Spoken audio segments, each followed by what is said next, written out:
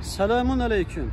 Türkiye'nin İçişler Bakanı Sayın Ali Yerlikaya'ya Uygur Türkleri, Doğu Türkistanlı vatandaşlarımızın taleplerini buradan iletiyorum. Hem Sayın Ali Yerlikaya'nın İçişler Bakanı olduktan sonra ta bugüne kadar çok başarılı, çok iyi çalıştığı için tüm Doğu Türkistan halkı adına teşekkür ediyorum. Allah daha büyük başarılar versin. Ve Sayın Ali Yerlikaya'nın ki aylar önce Türkiye'deki Çin ajallarını yakalayıp birileri 12 sene, birileri 6 sene ceza vermiştir. Bizim işimiz ne? Yani Çin ajallarının temizliği için tekrar teşekkür ediyorum. Bizim hicretteki 35 milyon Uygur Türklerinin ki Sayın Ali Yerlikaya'dan tek ricası var. Diyor ki aylar önce içimizdeki Çin ajallarını temizlediğimiz gibi, onlarını yakaladığımız gibi içimizdeki yani başımızdaki sözde Doğu Türkistan Uygur Türklerinin dernek başkanları olan, sözde vakıf başkanları olan, sözde teşkilat başkanları olan tüm başkanlarınınki, tüm derneklerininki bir gözden geçirilmesini, onların mal varlıklarınınki, arabasının, evlerinin nereden geldiklerinin araştırılmasını tüm halkımız sizden istiyorlar.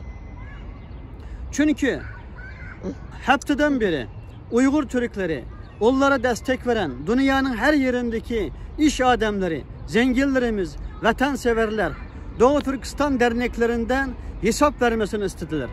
Lakin yıllardır hiçbir hesap veremedi. Bunlar vatandaşlarımızı kandırıp, yani Doğu Türkistanlarını kandırıp, hem tüm dünyanı kandırıp, Türkiye'deki hem zenginlerini, Türkiye devletini kandırıp, Doğu Türkistan için yardım topluyorlar. Doğu Türkistan'daki Çin zulmü altındaki zindandaki kardeşlerimize yardım göndereceğiz diye dünya kadar yardım topladılar. Lakin Doğu Türkistan'a tek kuruş, yani tek paket, tek gıda göndermediler. Ve tüm dünyanı kandırdı, yetmedi, bunun hesabını veremedi.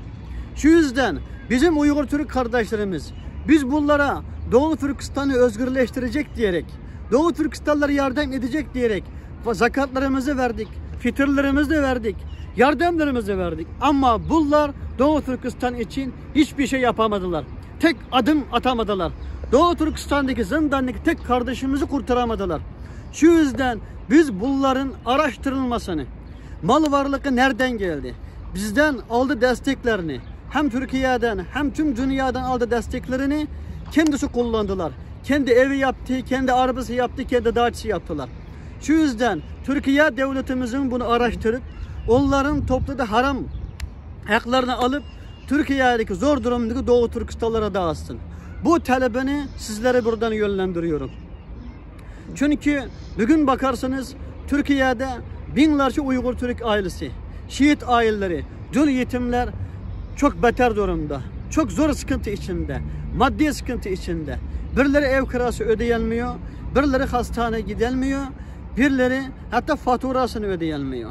Hatta ekmek için zar olan kardeşlerimiz var. Bildiğiniz gibi Doğu Türkistan'da zalim Çin mal varlığımıza el koydu. Canımıza el koydu. Yetmedi, hicrette sözlü Doğu Türkistan davası yaparlar. Dinimizi hem milletimizi kullanarak Uygur Türklerinin cephedeki parasını cebine soktular. Bunlar Doğu Türkistan için hiçbir şey yapamadılar. Şu yüzden Türkiye devletimizin, İçişler Bakanımızın, hem Türkiye valilerimizin ki Türkiye'deki dernek masalarının bütün dernek vakıflarının tek tek araştırmasını, onların kazandıkları haram paralarını vatandaşlarımızla paylaşmasını rica ediyoruz. Sevgili kardeşlerimiz, dulunun, yetiminin, mezlumның hakkını yemek ne demek? Bunu bütün dünyadaki Uygur Türkleri çok iyi biliyor. Biz kardeşlerimizin hakkını yedirmeyiz. İnşallah hiçbir mezlumның hakkını yedirmeyiz. Sözde Teşkilatlar Birliği, Teşkilatlar Başkanı olanlarını Doğu Türkistan halkı hiç zaman Teşkilatlar Birliği olarak kabul etmemiştir.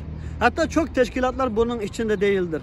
Tabii ki içimizde sağlam olan dernek başkanları, vakıf başkanları var. Onlardan Allah razı olsun diyorum. Ama herkesinki İçişleri Bakanlık tarafından tek tek araştırılmasını istiyoruz. Bize gelen bilgilere göre hatta bazı vakıfların bazı derneklerin sözü Doğu Türkistan adını kullanıp yurt dışından kaçak haram paralarını getirdiklerini, kara paralarını burada temizlediklerini duyuyoruz. Hatta bazı başkanların da bunun ortak olduğunu duyuyoruz. Şu yüzden diyorum ki bunlar araştırılsın, temiz olursa temizlik ortaya çıksın, gerçek suçlu olsa cezası kesilsin. Tam Çin acallarının cezası kesildi gibi. Bugüne kadar biz Doğu Türkistanlara Türkiye'de düşmanlık yapan Çin acalları gördünüz, yakalandı, cezasını çektiler. Hatta bizi ihanet eden sözü bazı belediye başkanları da cezasını çekti, makamından ayrıldı. Hatta bizi ihanet eden, Uygur Türkleri için satan bazı milletvekilleri de vekillikten ayrıldılar. Hatta bazı bakanlar bizi zulüm yapan, Çin zulmü yetmedi gibi bizi karlayanlar hatta bakanlıktan ayrıldılar.